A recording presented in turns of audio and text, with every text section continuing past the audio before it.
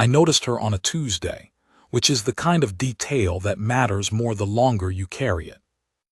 I had been sitting on my porch with a cup of coffee I wasn't drinking, watching the light come up over the eastern woodline the way I had done every morning for 4 years. Not because the light was particularly interesting, because it was something to look at that wasn't the inside of the house, and because sitting on the porch was something Clara and I had done together, and doing it alone felt like keeping a promise I couldn't name. The clearing to my east, the one I'd meant to extend the south field into, before the field stopped mattering, had been empty since I arrived. Scrub alder at the edges, a stand of old-growth hemlock in the far corner, ground cover that the deer walked through at dusk. I owned it technically. The compact land registry had it attached to my homestead claim when I filed 22 years ago, and I had never done anything with it. So when a figure appeared at the tree line on that Tuesday morning with a hand axe, I thought at first it was someone cutting through. Then they stopped in the middle of the clearing and looked at the hemlock stand for a long time, not sizing it up the way a person does when they are lost, the way a builder does. I stayed in my chair. I didn't call out or wave. Clara had always said I was a man who watched before he spoke, and she said it as a compliment, which I had taken to mean she thought it was a reasonable way to be. I watched. The figure was a woman, slight, but the compact kind of slight that carries weight without looking like it's carrying anything. She wore work clothes, heavy-duty frontier issue, the gray-brown that doesn't show mud, and a canvas pack on her back that clinked faintly when she moved. She set the pack down at the edge of the hemlock stand and walked a circle around the outermost tree with her hands at her sides and her head tipped back. Reading the grain from the bark pattern, I realized. Looking at where the stress lines ran before she touched it. Then she picked up the hand axe and began. She wasn't fast. She was precise. There's a difference, and it matters more than speed when you're working alone in a forest with no one to help you control a fall. She worked the notch in the right direction, took her measurements twice by eye, stepped clear, and brought the tree down exactly where she'd intended. I could see the stump from my porch. The fall line was within a hand's width of where she'd aimed it. I drank my cold coffee and didn't move for 3 hours. She came back the next morning and the one after. The third morning she had tools I hadn't seen her carry in, a draw knife, a crosscut saw, a broad hatchet for squaring the logs. She had cached them somewhere in the tree line the previous evening. She was not camping in my clearing or on my land.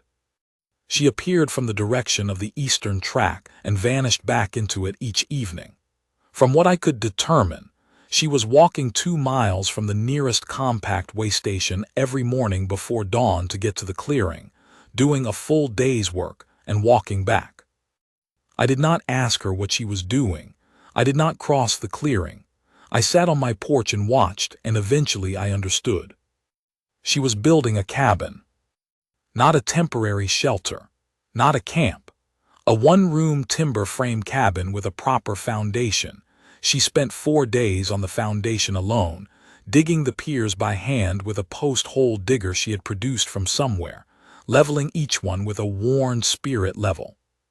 She knew what she was doing in the way that a person knows something who was taught it a very long time ago and has not forgotten.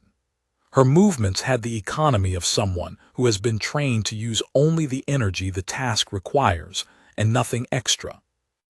I did not recognize her species right away. That is something I say with some embarrassment, but the frontier settles a wide variety of people, and I had spent 4 years watching the light come up and not paying much attention to anything else. She had muted copper skin and close-cropped hair so dark it looked black until the light hit it right and showed the deep green undertone, and her eyes when I finally saw them clearly, which took until the end of the 2nd week, when she had moved her work site close enough to the clearing center that the distance wasn't insurmountable, were a pale silver green, almost gray, the color of water over limestone. Veldaren, I thought, or part Veldaren. I had met Veldaren once before at a transit hub, a man with the same copper skin and the same precise economy of movement. They were not common on the frontier. They were a house people, deeply territorial about their land claims and their bloodlines, and they did not often leave their home systems except for trade and occasional diplomacy. I had no idea why one was building a cabin in my east clearing by hand. By the end of the first month, the frame was up. She had squared and mortised every joint herself with tools she kept razor-sharp and cleaned each evening before she packed them away. The frame was good. I could see it was good from my porch without getting any closer, because I know what good timber frame construction looks like. I built the south wall of my own barn in my third year here, with Clara handing me tools and reading out the level measurements, and even then the joints weren't as clean as what this woman was producing alone. She didn't look at me. I don't mean she ignored me in the way that a person ignores someone they are aware of.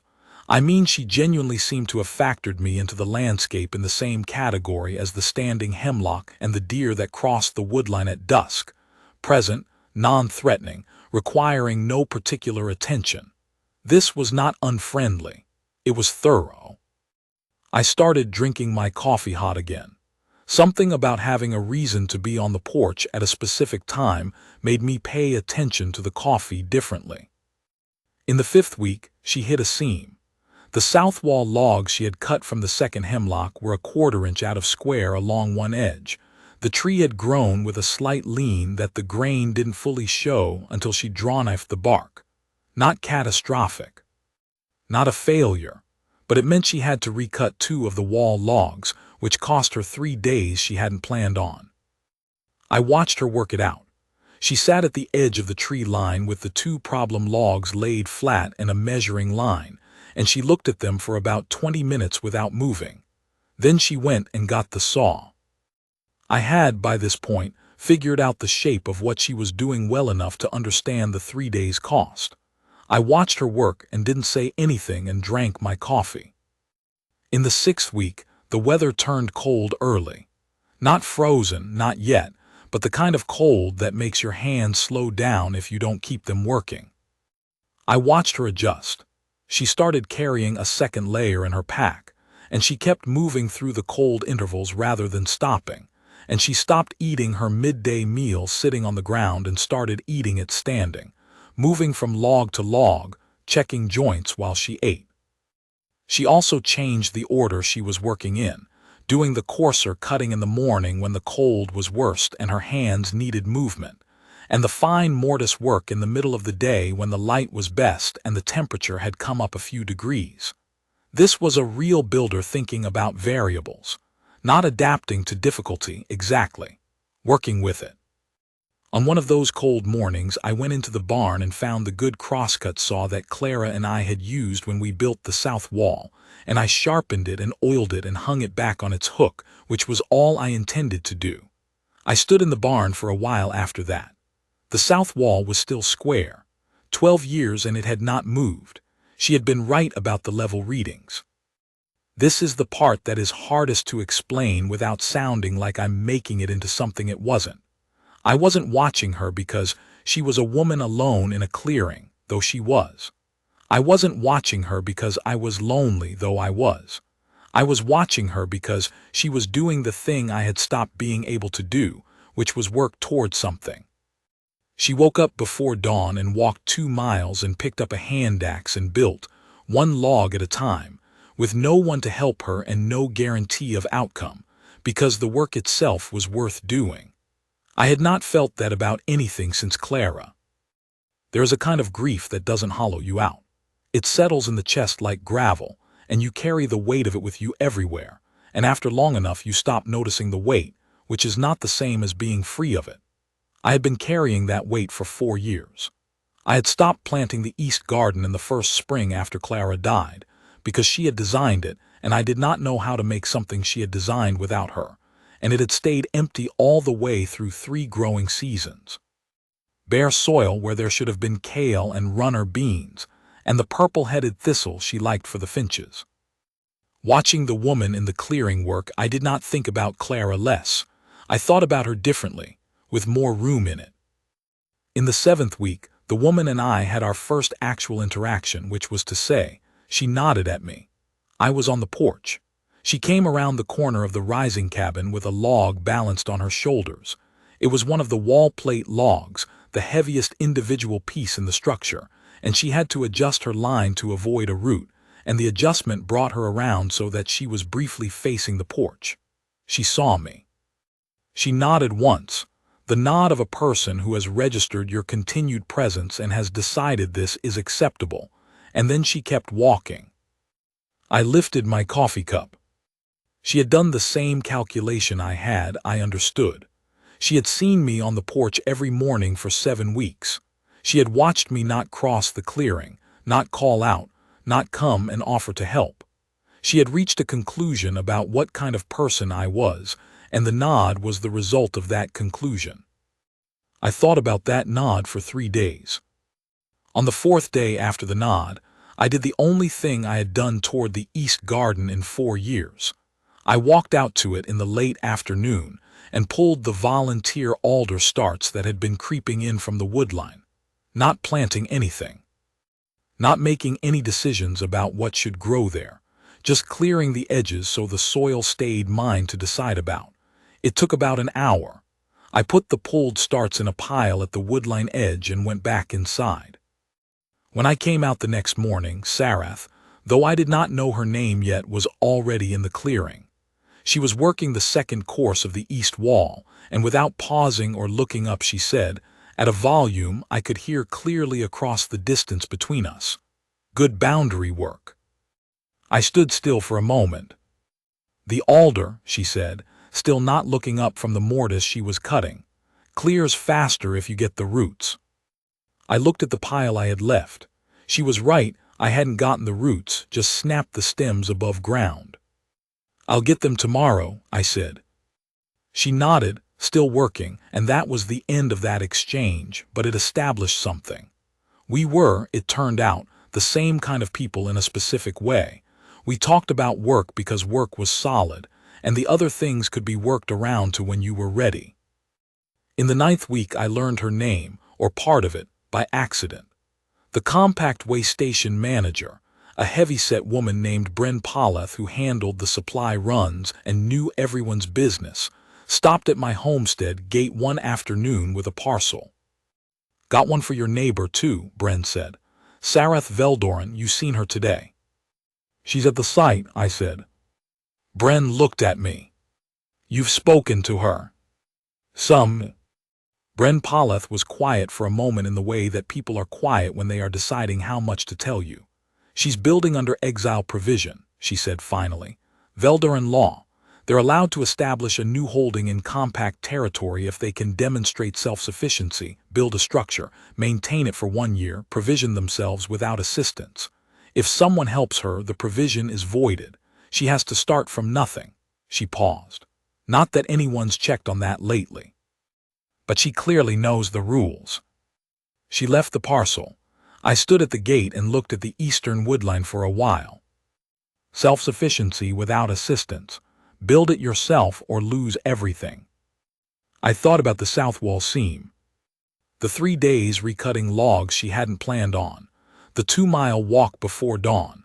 The tools she cached in the tree line because there was nowhere else to keep them. The second layer in the pack for the cold week. The standing up eating while checking because stopping meant your hands slowed down. I went inside and made dinner and did not cross the clearing. This is what I need you to understand. The not crossing was not passive. I don't want you to read it as inaction, because it wasn't. It was the most deliberate thing I did in those 11 weeks, and it cost me something every morning to stay in my chair, because I could see when the work was harder than it needed to be. I could see the places where one extra person would have made a 2-day task into a 4-hour task. I could see her measuring and remeasuring because she had no one to hold the line. I could see her wrestling the ridge beam into position with a prop stick. She had to adjust 3 times before she found the angle. I stayed in my chair. But I started paying different attention. There is knowing what you're watching, and then there is knowing it the way a builder knows it, which is understanding the sequence. Which problem has to be solved before which other problem can be addressed. where the load transfers, what the critical path is. My south barn wall was not as good as her timber frame, but the principle is the same. I started reading her work the way I'd read my own, not to judge it but to follow it. I knew, by the 10th week, that the north wall was going to be the hardest. The site sloped slightly toward the north, which she had accounted for in the foundation. One pier was an inch taller than the others to level the sill plate, but it meant the north wall was the tallest wall and the most exposed. The hemlock she'd cut for the north plates was good wood, but the exposure made it subject to movement under wet conditions, and the frontier highland autumn comes in fast and wet. I had watched her spend extra time on the north wall notches, cutting them deeper than the south wall notches, which was the right call, but deep notches take longer, and the autumn was coming whether she was ready or not. In the 8th week, something shifted in how I understood what I was doing on the porch. I had been watching her work the way you watch weather, as information, as something to understand and account for, but somewhere around the 8th week, I started to understand that I was also watching because her presence in the clearing had become part of how I organized the day. The light came up. She appeared at the tree line. The work was where it was. I drank my coffee and the day had a shape. I had not had a day with a shape in 4 years. Since Clara, the days had been procedural: feed the livestock, check the fencing, take the supply list to the way station, come back, make dinner, sit on the porch, go to bed. Nothing wrong with that. Everything necessary. But the shape of it was maintenance, not movement. Sareth Veldoran in the clearing was the first thing in 4 years that was not maintenance. It was a thing in progress, and I was following it forward. There were 3 days in the 10th week when she didn't come. I didn't know why. I sat on the porch those 3 mornings and watched the empty clearing and the unfinished north wall and felt something I hadn't felt in a while, which was concern for a specific person, rather than the general background condition of living alone. On the 4th morning she was back, moving with slightly more deliberateness than usual, favoring her right shoulder. She had hurt something and rested it and come back. She didn't mention it and I didn't ask, and we were in agreement about this somehow without discussing it. The shoulder thing stayed with me.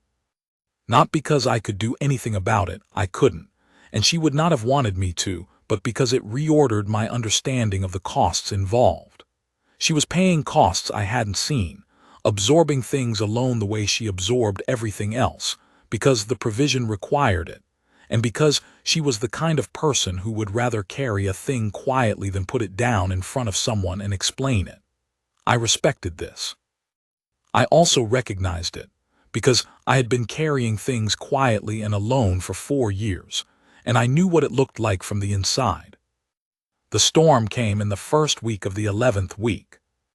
Not a killing storm, not the kind that takes roofs and breaks trees, but a sustained overnight rain with wind off the eastern ridge, the kind that tests new construction before it's had time to settle. I lay in bed and listened to it, and I thought about the north wall, and at 4 in the morning I stopped pretending I was going to sleep. I was on the porch when the light came up, gray and wet and cold. The north wall of her cabin was down. Not completely. The sill plate had held, and the foundation piers were solid, and 2 of the wall logs were still in position. But 3 of the upper logs had shifted in the wind, and the topmost one had come off the notch entirely, and was lying in the mud 6 feet from where it needed to be. She was standing at the edge of the site looking at it. She had her arms at her sides. She was not crying and she was not panicking. She was standing the way a person stands when they are doing the accounting, when they are adding up what they have, and what they've lost and working out whether the remainder is enough. I watched her for about a minute. Then I put down my coffee, walked across the clearing, and picked up the log that had come off the notch. I didn't say anything. I didn't ask.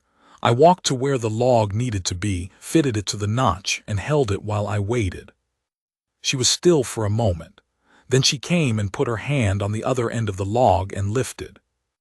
We reset the 3 shifted logs in about 40 minutes. She directed by gesture and by taking positions, and I followed without question because she knew the sequence better than I did. When the last log was back in its notch and she had checked the level twice, she stepped back and looked at the wall. Then she looked at me. "The provision," she said. Her compact standard was precise, with a Veldarin cadence that placed the stress slightly differently than I was used to. "If someone helps me, I lose the claim." "I know," I said. She was quiet. "You had 3 logs off the notch," I said. "One was 6 feet away in the mud. A person can reset 3 logs in 40 minutes or spend 3 weeks trying to do it alone with a prop stick, and the second option doesn't always work and sometimes makes it worse." I paused. "The cabin's been going up for 11 weeks. I've been watching it. It's good construction. It would be a shame." She looked at me for a long time with those pale silver-green eyes. "You could have crossed the clearing at any point," she said. "In 11 weeks. "Yes." "You didn't." "No." She was quiet again, and this time the quiet had a different quality to it, not the accounting kind, but the kind where a person is taking something in and deciding where to put it. "Why?" she said. I thought about how to answer that honestly, which is the only way I know how to answer things. "Because I've watched you work," I said, "and I know the difference between someone who needs help and someone who needs to do the thing themselves. You needed to do it yourself, until you didn't." She looked at the north wall, then at me, then back at the wall. "The provision requires self-sufficiency," she said. "It does not define an event of force majeure." I didn't know what force majeure meant in Veldarin exile law, but I understood the sentence. "The storm came in at 2 in the morning," I said. "Nobody should be expected to fight a storm in the dark alone." "No," she said, "they shouldn't." We stood there in the wet gray morning for a while. Then she pulled 2 tools from her pack and offered me one, a broad hatchet, well-balanced, handle worn smooth from her use. I took it. We worked until midday. She taught me the sequence without explaining it, which is the best kind of teaching. She positioned herself, and I could see from her position what needed to happen next, and I moved to do it. She was faster than me and more precise, and I didn't try to match her precision, just her pace. By noon the wall was solid. She walked it with her hands on the logs, checking every joint for movement, and I watched her hands and learned something about what she was looking for. When she was satisfied, she sat down on the foundation pier with her back against the wall and said nothing for a while. I sat on the other pier. "Sareth Veldorin," she said eventually. "That is my name." "Torin Mail," I said. She nodded. "I know, the way station manager." "Bryn talks." "Yes," a pause. "She told you about the exile provision." "She did." Sareth Veldorin looked at her hands. They were the hands of someone who had been doing hard physical work for 11 weeks strong, calloused, with a new abrasion on the left palm from this morning. "My house determined that I had brought dishonor," she said. "The determination can be appealed, but an appeal takes 3 years and requires a sitting advocate who is willing to appear for someone in exile. In the meantime, I am without house standing. The cabin establishes personal standing independent of house standing, under the old Veldarin provision. If I build it and maintain it for 1 year, the exile cannot strip me of personhood." She said the last word plainly, without particular emphasis, the way you state a fact that has already caused you sufficient pain, and you have decided to carry it as information rather than wound.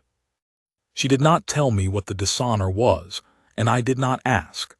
The not asking felt like the same decision as the not crossing the clearing had been. This was something she needed to carry herself until she was ready to set it down, and the only dignity I had to offer was not demanding that she set it down before she was ready. "Without house standing," she had said. In the Veldarin system, I knew enough to understand, house standing was not a social nicety. It was the framework through which a person was recognized as a person at all, eligible to hold property, to enter contracts, to have their name carried in records, To be without it was to be, in the most precise administrative sense, nobody. Not a criminal, not a punishment case. Just removed from the count. A figure in the landscape like the standing hemlock, noted but not named. She was building the cabin to prove she was still somebody. She was doing it with her hands, alone, in a clearing 2 miles from the nearest settlement, walking before dawn every morning, because that was what the provision required. Because the provision was the only door available to her, and she was going to walk through it or exhaust herself trying. And she had been doing this quietly, without asking anyone to witness it, without making it a story that required anyone's sympathy, for 11 weeks, in rain and in cold, with a seam that cost 3 days and a north wall that the storm took down, and a shoulder she rested for 3 days without explanation, because none of these things were reasons to stop. A person doing the thing that proves they are a person does not stop because the work is hard. That's the whole point of the proof. I had watched this for 11 weeks and not known the full weight of what I was watching. Now I knew, and the weight of it settled in the same place in my chest as the gravel of Clara's absence, and I understood that they were not separate things, that you could carry a grief and a recognition in the same space, and neither one diminished the other. In fact, they clarified each other. The grief said, I know what it costs when someone is no longer in the count. The recognition said, and I see that you are still in it, and I have been watching you hold that position for 11 weeks with a hand axe and a spirit level, and it is good, and I am glad you are here. The cabin's good, I said. She turned her head and looked at me. I mean that technically, I said. The frame is clean, the foundation's solid. The seam on the south wall, the recut you did in week 5, you'd never know from looking. It's better than what most people build with help. She was quiet for a moment. You noticed the seam. I noticed the 3 days it cost you. She looked at the south wall from where she sat.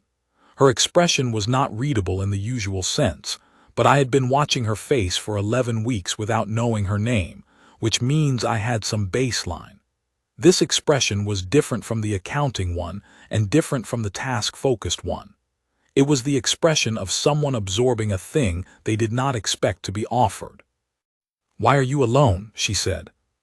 The question landed without armor, which is the only way it could have landed from her, because she had been without armor all morning.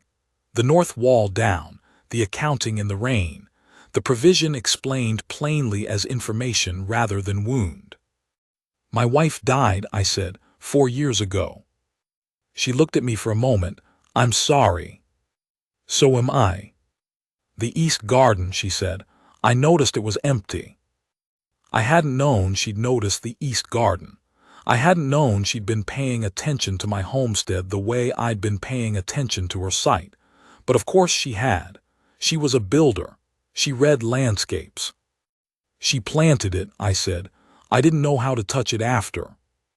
Sareth Veldorin nodded once, not a dismissive nod, the kind that means, I understand this exactly. There is a Veldarin saying, she said. Loosely translated, some spaces are held open by grief, and closing them is not a betrayal, but the grief often cannot tell the difference. I thought about that for a while. Does it get easier to tell the difference? I said. I don't know, I've only been exiled for 7 months. She looked at her hands. But I think building helps, doing the thing, not because it replaces what was lost, because it proves you are still capable of making something that stands. The morning had moved toward afternoon while we sat there. The rain had stopped. The light was coming through the hemlock stand in the way it does after rain, with that particular quality that makes edges sharp and colors deeper. You'll finish the cabin, I said. It was not a question. Yes, she said, it was not a boast. It was a fact she had already decided.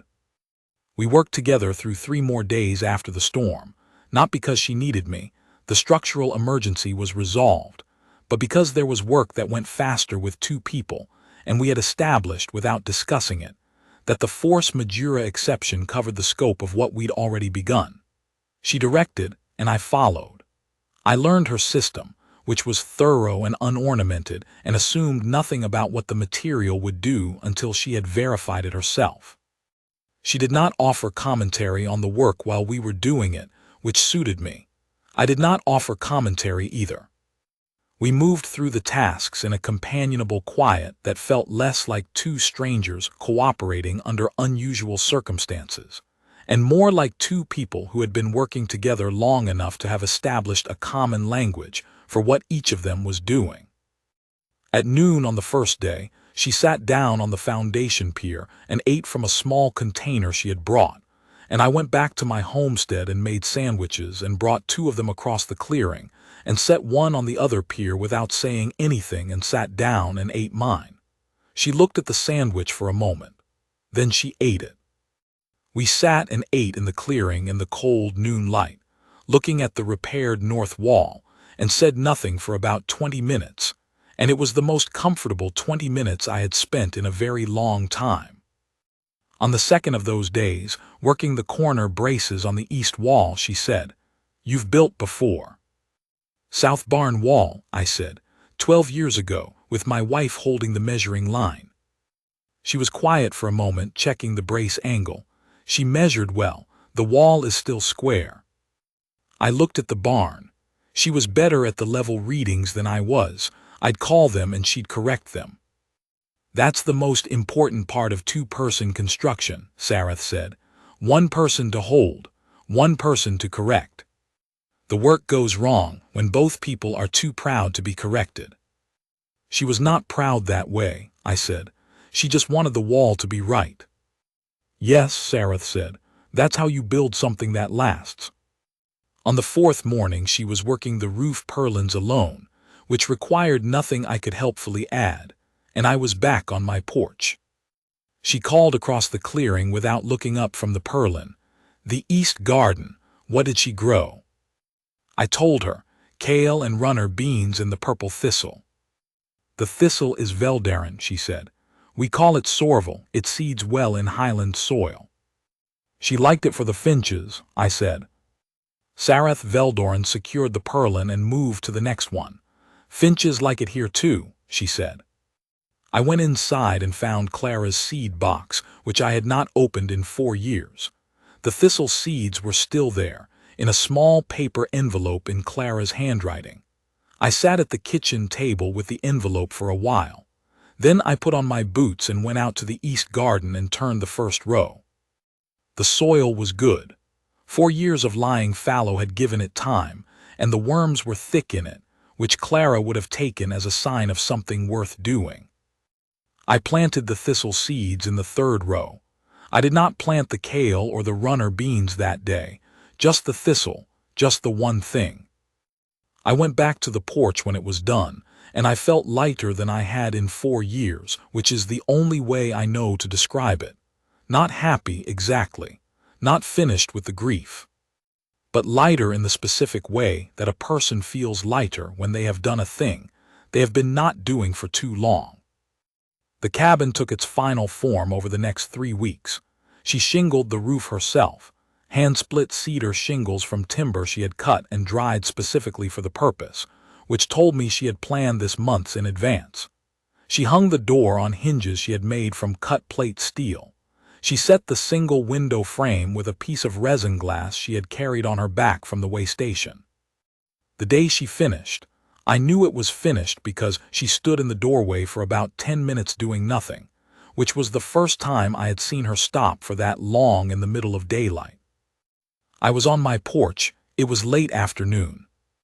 The hemlocks stand through long shadows across the clearing, and the cabin stood in its own clearing exactly as it had been intended to stand, oriented south for winter light, north wall solid against the highland wind, foundation piers leveled to within a fraction of an inch. A person of standing. A proof. 11 weeks of before-dawn walking and cold mornings, and a 3-day seam, and a north wall taken down by a storm and reset in 40 minutes on a wet gray morning. All of it now resolved into a single room with a cedar roof that would turn a highland winter without complaint. She came across the clearing to my porch. This was the first time she had done this. She walked with the same economy of movement she brought to everything, and she stopped at the bottom porch step. "Torin Mail," she said. I put down my coffee. Her voice was different, not in tone, but in weight. The precision of the Veldaren cadence was still there, but there was something deliberate underneath it, a formality that I had not heard from her before, as if she was choosing each word from a specific register rather than from ordinary conversation. "Torin Mail," she said again. "I name you as someone my house has seen. I name you as someone my house will carry. My house will not set you aside." I was quiet. "That's the Veldaren first form," she said, dropping back into ordinary compact standard. "The acknowledged presence address. It's what you say when someone has been present at something that matters and you want the record to hold them." She paused. "The record is me in this case. I am the only record my house has left at the moment, but the address is valid." "What did I do?" I said. I meant it genuinely. I wanted to understand what she thought she was naming. She looked at me for a moment. "You watched me for 11 weeks, she said. "You learned my work well enough to know which beam to pick up first when the wall came down. You picked it up without asking and you put it back in the notch, and you did not make it mean anything except that the wall needed to be set right." She paused. "And you told me the seam was good, after the 3 days." Another pause, quieter.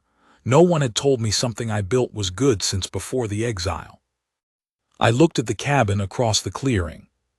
At the clean south wall and the solid north wall, and the cedar-shingled roof that would turn a highland winter without complaint. "The seam is good," I said. "I know," she said, but it was different to hear it. We stood there in the late afternoon light for a while, the highland air moving between us, cool and clean after the weeks of rain. "The appeal for your exile," I said, "the one that needs an advocate." She looked at me steadily. "I don't know Veldaren law," I said, "but I know compact land registry law fairly well, because I've been filing claims in this territory for 22 years, and the compact has a provision for frontier settlers to engage in cross-jurisdictional advocacy if they can demonstrate material interest in the outcome." I paused. "My east clearing is my land. Your cabin is on my land, under the frontier homesteading neighbor provision. I have a material interest in whether you retain the standing to occupy it." She was very still. "It's not the same as a Veldaren advocate," I said, "but it might be enough to open the process. Bren Poleth would know how to file it. She knows everything." "She does," Sareth said quietly. "The appeal takes 3 years," I said. "The cabin maintenance provision requires 1 year. If the appeal is running when the maintenance year completes, you would have independent standing and house appeal pending simultaneously, which is a stronger position than either one alone." I looked at the hemlock stand. "That's my read of it. I could be wrong." "You're not wrong," she said. "I checked the same provision 3 months ago. I didn't have the frontier settler component." She paused. "I didn't have a neighbor." I thought about what it had cost her to say that plainly. She was not a person who asked for things. She was a person who built things. But there is a specific kind of asking that does not look like asking, that states a fact precisely, in a way that leaves room for someone to respond to it or not, that makes itself available without demanding anything. She had been doing that from the first nod across the clearing, making herself available, leaving room.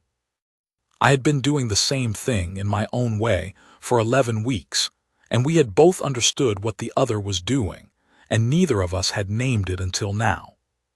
The evening was coming in over the ridge. The light was going from gold to gray, and the finches were working the woodline the way they do at dusk, moving through the lower branches in small, quick bursts. "The thistle I planted in the east garden," I said. "It's going to come up in the spring. Finches like it." She looked past me at the east garden. The turned soil was dark in the evening light. A small thing, 3 rows of it, and 1 row with seeds in it.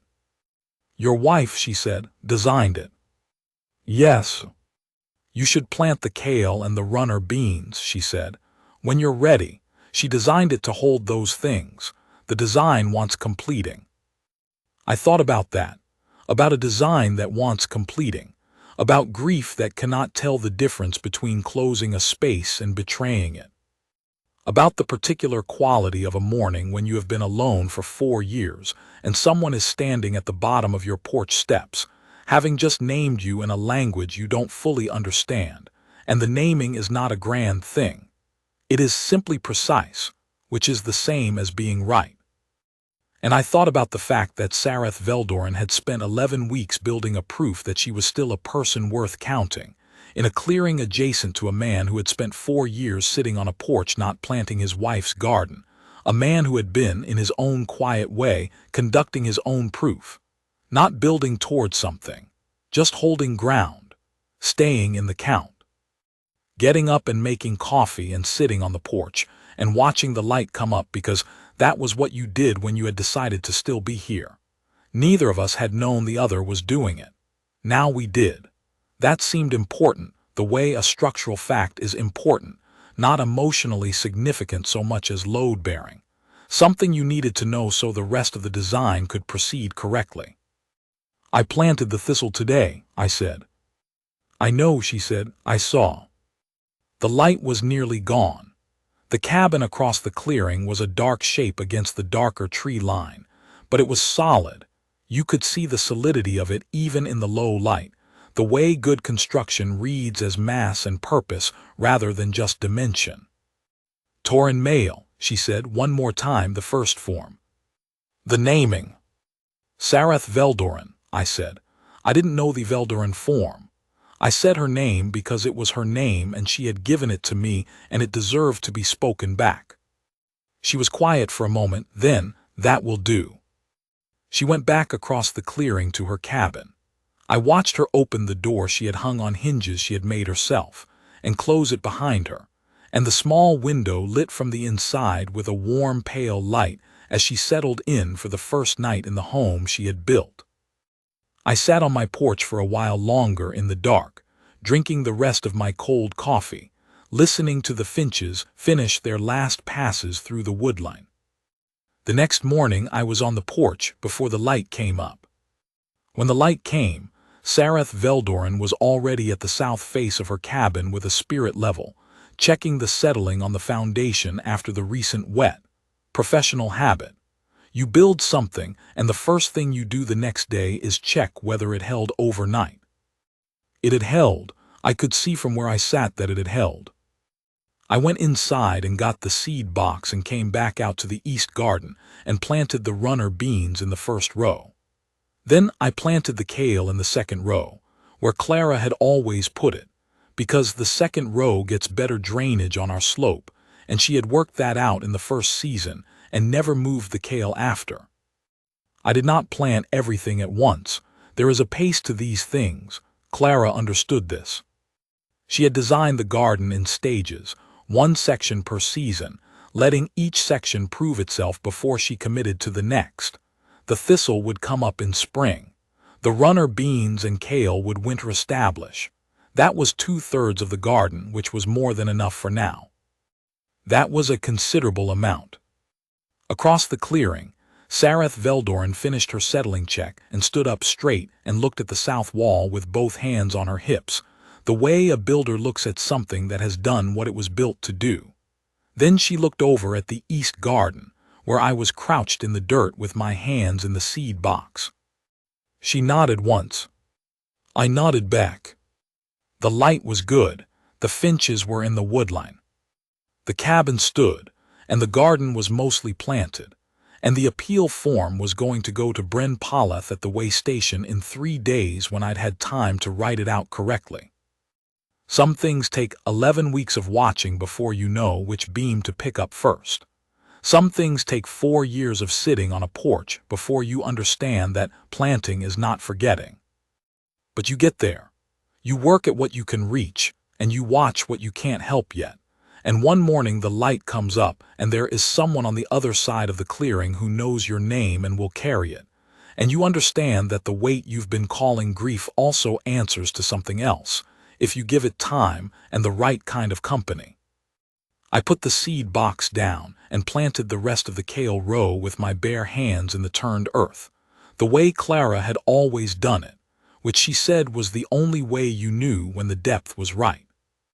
The depth was right. The morning was good.